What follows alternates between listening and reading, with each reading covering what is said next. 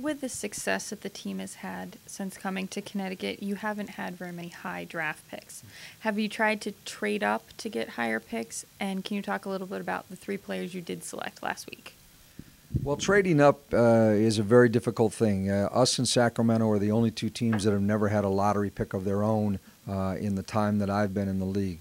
The 1 year after our first year, we traded Shannon Johnson to get the 4th pick for Lindsay, but that was a trade to do that, and it was a difficult trade to do. We gave up an Olympian to take an unproven rookie. So, there were people at that time that thought we were crazy. As it turns out, it worked out pretty well, but we never had a lottery pick of our own.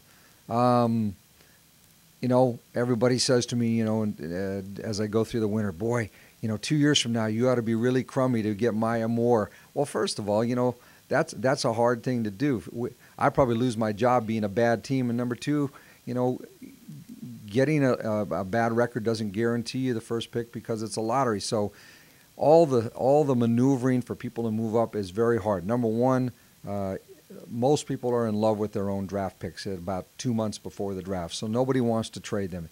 If they do, they ask you for unrealistic things. People say, boy, could you have moved up to do such and such? Well, most of the time they want to take a couple of your starters in order to do that. That's usually not a very fair trade. You're talking about giving up proven talent for unproven players. Would we have liked to move up to get a Renee Montgomery or somebody else? Yes, but the price you would have to pay to do that would be detrimental to our team. We would have had to take 2 or 3 players from our current team in order to do that. I remember the year that Diana Taurasi came out, everybody said, boy, you ought to just move up and get the number 1 pick. You could offer Phoenix. Nobody remembers we offered Phoenix 8 players, and they still wouldn't trade. So trades are not as easy as they are in fantasy basketball. As for, last week's picks, I think we got accomplished what we wanted to do.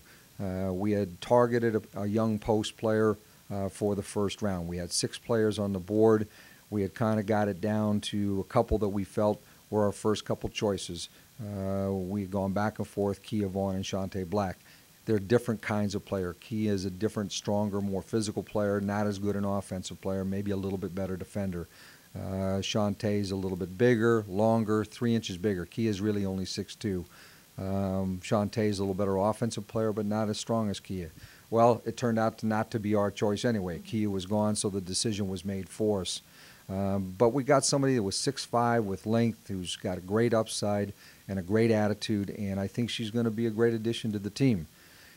In the second and third round, we had intended basically to draft foreign players for the future, knowing that they were going to be tied up with their national teams this summer or weren't going to come right away.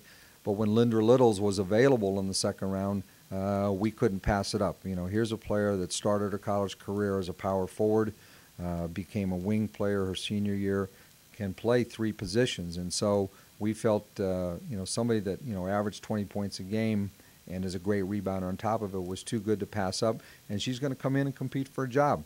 I tell all of our players every year, we only have 3 people right now on our team with guaranteed contracts. So everybody else's job is open, and part of the reality is I'm trying to go without a preconceived idea. I love our returning players, but if one of our new players can beat them out, that's best for our team and for our franchise. And so, while the tendency is to want to try to keep favorites around and everything else, I get paid to try to win games, and so I'm going to keep whoever the best players are.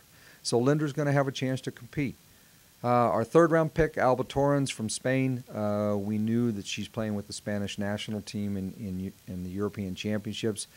I don't think she's going to want to come this year. She's 19 years old, going to be 20 during the year, and she's kind of one of those picks like we did with Sandrine and with Aaron, who can help our team down the road. She's 6'3.5", 6'4", but plays 3 and starts for the Spanish Olympic team, and she's just got a great future. But, it's one of those ones you just have to be patient for, and we don't really have a lot of roster space this year anyway, so you might as well plan for the future at the same time. Speaking of roster space, have you decided to invite any other free agents to camp this year? Because Sandrine and Annetta won't be here at the start, we were going to invite 3 other players that we had targeted for after the draft. We're allowed to have 15 players in training camp at the start, as opposed to 18 in the past. So we had 3 spots. We're going to invite Karim Gay from Duke, Ashley Hayes from Murray State, and Christy Cerrone from Illinois State. And they have all accepted. We haven't got their contracts yet as we speak, but they've all agreed to come to training camp. One, Karim's a post player, Hayes is a wing player, and Cerrone's a point guard. So it'll kind of balance out our training camp and push our veterans a little bit to keep them on their toes.